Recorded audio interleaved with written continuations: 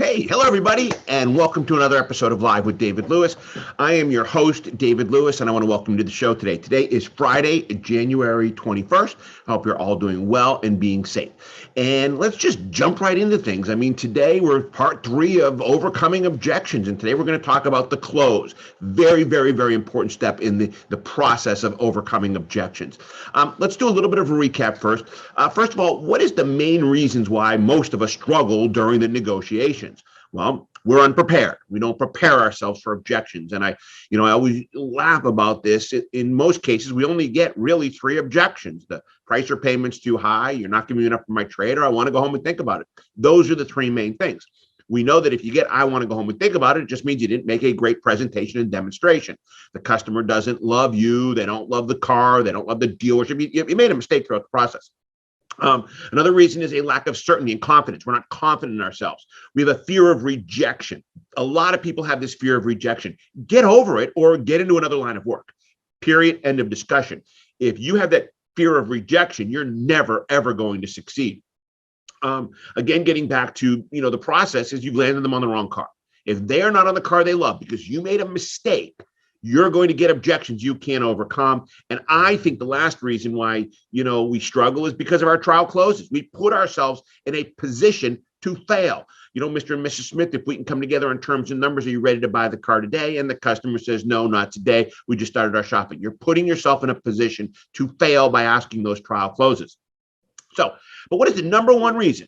The number one reason why most of us fail when it comes to overcoming objections, and that is at the end of our process, we don't ask for the sale again.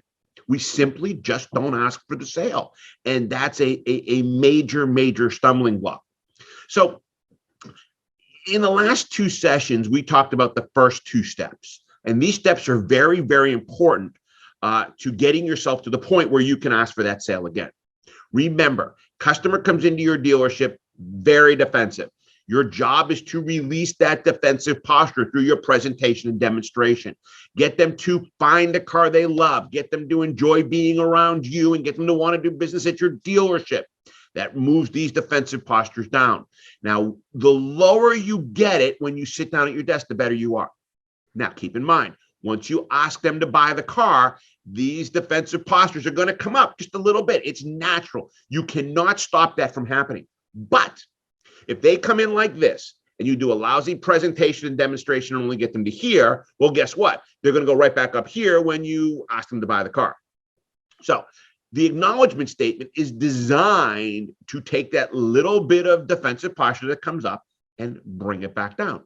So when, I ask, would you like to buy the car? And the customer states, well, the payment's a little more than we wanted to spend. I would say, I acknowledge them. I say, I understand exactly where you're coming from. I'm just like you.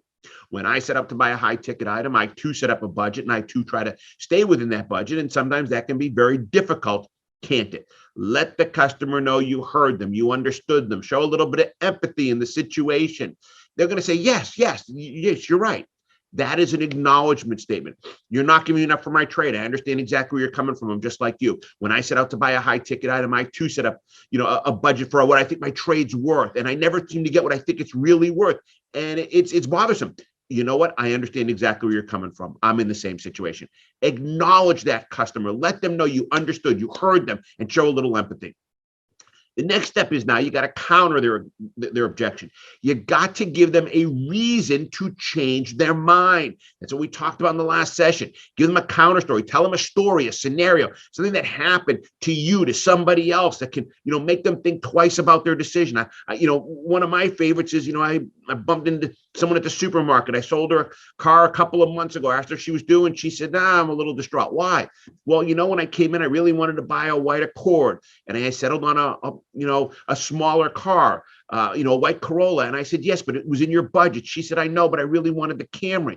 And then the worst part of all is a month after I bought my car, well, my next door neighbor bought a brand new white Camry. And every time I get in my car, I look at that and I say, geez, you know what? For that extra $30 a month, I could have had exactly what I wanted, and I don't. That's a counter story. That's giving people a reason to think about their decision. Now, what do most salespeople do when it comes time to attempt to close? Well, we kind of dance around it. We make statements, we make innuendos, and indirectly, we use pressure. We don't think it's pressure because we do it every day. But you've got to put yourselves in the customer's position. Okay. They just objected, or you've asked for the sale.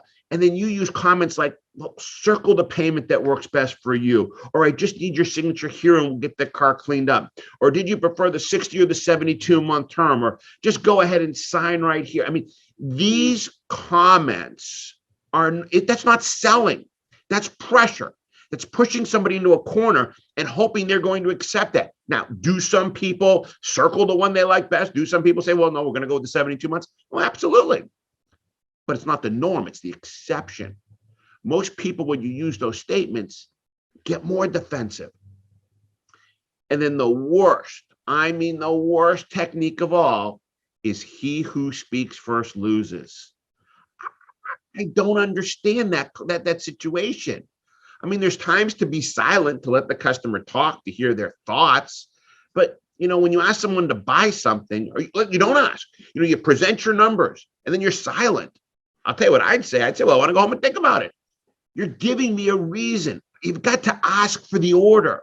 You got to have the guts to look at. You've earned the right. I'm going to share a story with you, and I think it's a great story. It happened about maybe 6-7 years ago. I was up in Philadelphia. We have a training center there, and I went into a Bahama Breeze for lunch, and I sat at the bar, and I would take out my tablet, put my earbuds in, and I'm watching a movie or whatever I was watching. And a young lady came and sat down next to me. And for some reason, she asked me a question. We got in a little bit of a dialogue for a few seconds, and that was great. Then another gentleman came and sat next to her on the other side, and they started talking. And I'm thinking, boy, he's going to ask her on a date. This is great. I'm going to love. I like this. This is cool. Take one of my earbuds out. So I'm listening to a movie on one ear. I'm listening to him on the other. And they're talking and talking and talking. And my God, this guy is missing every sign imaginable to ask her for a date. And one of the things that was interesting, he asked her, what do you like to do, for fun? And she said, oh, I love to go kayaking. But the problem is I can never find anybody else that wants to go kayaking. And I'm thinking, bingo, he got it. I bet it could be hard to find someone to go kayaking. Yeah, and not enough people probably don't want to go kayak. I'm thinking, you gotta be kidding me. And this is going back and forth. I mean, I probably sat there for 45 minutes listening to them talk. And I was beside myself. I finished my meal, I paid it, and I started to leave. And I said, I can't handle this. So I turned around and I walked back and I tapped her on the shoulder. And, we'd already spoken before. And she looked at me and he looked at me. And I said to her, could I ask you a question? If this guy asks you on a date, would you say yes? And the guy looked at me with the stare of death. And she looked at him and looked at me and looked at him and looked at me. And she said, yes, I think I would. And I turned to the guy and I said, dude, will you just ask her? You're killing me. She's going to say, you just ask her. And he was so mad. And I ended up walking out. But the point I'm trying to make is this. You don't get unless you ask. You just got to be polite about it. You got to be professional. Okay. So what are the 7 most important words to close a deal? We've talked about this in negotiations. And it's the same thing when you're overcoming an objection. Acknowledge, counter, and re-ask for the sale. The 7 most effective words are, so would you like to buy the car? Would you like to buy the car? Those are 7 words. I don't make a lot of guarantees, but you will sell more cars by just asking people, would you like to buy the car? It's that simple, folks. We've made it. We've tried to trick people. We've made it so difficult. So here's reasons why that works. Well, you've earned the right to ask for the sale, and it's a yes or no question. And here's the best part of all. Nobody just says no. You overcome the objection. So I'd like to ask you again. You can ask 2-3 times. Would you like to buy the car? I'm sure it's happened. I've never seen, heard, watched someone just say no. They don't. They say no and they give you a reason. And maybe it's a different objection. Maybe it's something that's logical or not logical. But it keeps the dialogue going. Yes or no is a great question. If you're on the right car, you're going to get the yes. Why would someone say no to that question if you're not on the right car? Hold on, let me change my notes here. Okay, so what are some key points to failure when we overcome objections? Well, everything collapses if you're on the wrong car. You cannot overcome an objection successfully if you are on the wrong car. That's why I emphasize so strongly that your inventory walk has to be an inventory walk. Your qualification can't narrow the customer down to 2 or 3 cars. You're missing out on the customer finding something they weren't expecting and falling in love with it. I will give you a great scenario that just happened 2 weeks ago with my girlfriend and I. We were up in Savannah playing golf, and we had been thinking about getting a dining room table, and we had looked online and searched, and we were prepared to spend $7,000 for a table, chairs, the hutch, the cabinet, the whole 9 yards. As we were up there, our friends mentioned a place called Restoration Warehouse. It's a furniture store, and it was on our way home in Jacksonville. So we said, we'll stop by. We knew it was expensive furniture. We knew it. Okay. And we walked into the store, and the girl started asking us all kinds of questions to narrow down what we wanted. And she was smart. She started walking us through the furniture store to the ones and as we're walking through, I actually saw a table, that really wasn't something we were considering. And my girlfriend and I walked over it, and we sat down at it. It wasn't the way we originally thought we would get.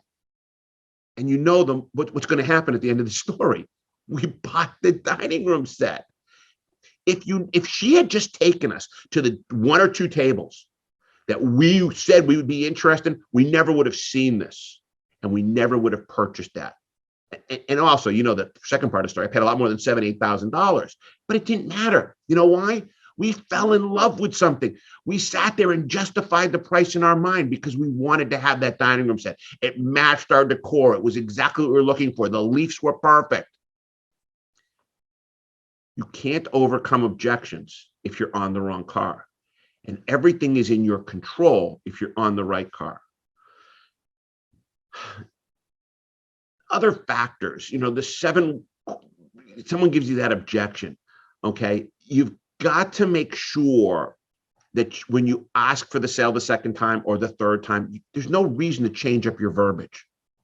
Just change up how you say it. You've already asked initially, would you like to buy the car when you present the numbers? Now you've overcome the objection. So just say, well, folks, I think I should ask you again. Now, keeping what I've just shared with you in mind, would you like to buy the car? And remember, it's not would you like to buy the car today. Today's the 8th word, and today is a pressure word. Imagine the following scenario. The customer loves the vehicle. The customer likes you, and they want to do business at your dealership. It's 100 times more difficult for them to say no when that happens. But if you remove any one of those 3 things, it becomes 100 times easier for them to say no. If you've earned the right to ask for the sale, ask for the sale. Now, I got a lot of questions popping in. So let me just, and I want to get to some of those questions before we run out of time. So let me just recap one more time. I'm going to grab your questions here. Present your numbers with confidence. No games. Ask for the order. And if you're a dealership that uses, the multiple options, you give the box with, 30, $1,000, $2,000, $3,000 down, and then you go down the column and you can do 48, 60, 72, 84 months. You got all the numbers in there. Ask for the sale. Would you like to buy the car? Then when they say yes, say, okay, great. Which option now works best for you? Present your numbers with confidence. Ask for the sale. When the customer objects, don't get frustrated. Don't get frustrated. Customers are trained to object. They are. Be prepared.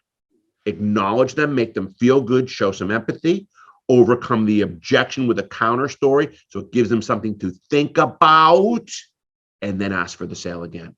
And you're going to get it more times than not. Bill wants to know, doesn't making the customer, if they want to hold on. Doesn't asking the customer if they want to buy the car violate your second rule of sale, which is never ask a question that results in an answer you don't want to hear? Bill, it does. But this is a situation where you've been through your presentation. You have no choice in this manner. Ask for the sale. Don't be shy. Sheila wants to know, why give the customer the option to say no? Why not just assume the close? Sheila, that's a great question, because here's the situation. If the customer says yes when you ask them, if you assumed it, they might have been offended. And there's nothing wrong with asking. I have never, ever, ever met a female that was offended, married, not married, that was offended when a man asked them out on a date, as long as that man was polite, kind, and courteous. Now, the biggest situation is after that person says no, it's how do you respond from that point forward? And your response needs to be also in a kind and courteous manner. You can't cop an attitude. So, Sheila, I don't have a problem asking people for the sale. I don't think it really matters. All right, Kia conference room. Wouldn't trial closing the customer be a good thing to do prior to the close? This is where I gauge where their mindset is at this point. Okay. Folks, you've heard me on this one over and over again. I am so adamantly against trial closes. I think trial closes have cost us more deals and more gross. Trial closes have dug us into so many holes we can't get out of. And when we do, we make no money. And it's not fun. If you ask 100 people, I'm just going to use the standard trial close. If you ask 100 people, if we can come together in terms of numbers, you ready to buy the car today? If you can honestly tell me that 90% of the people say yes, I'm in. Use it. But I know it's not the case. I think it's more like 10 to 20%. A lot of people say no. A lot of people say, well, it all depends on certain things. And then you go, well, if the numbers are right, and you keep repeating that trial close. If you've been with a customer for an hour and a half, let's say, don't you think you can tell if they found a car they love just by the way they are around it, the questions they ask, the way they look at it? Don't you think you can tell if they like you by their interactions with you? Don't you think they can tell if they want to do business at this dealership based on your processes of a service walk? The trial closes gives people a premature reason to say no to you. And keep in mind, most people are waiting for that trial close. They're prepared. They're planning on it. Don't give them that opportunity to use it. And here's the worst part of all. If we can come together in terms of numbers, ready to buy the car today, and the customer says no, do you know what most of us say back? Why? How come?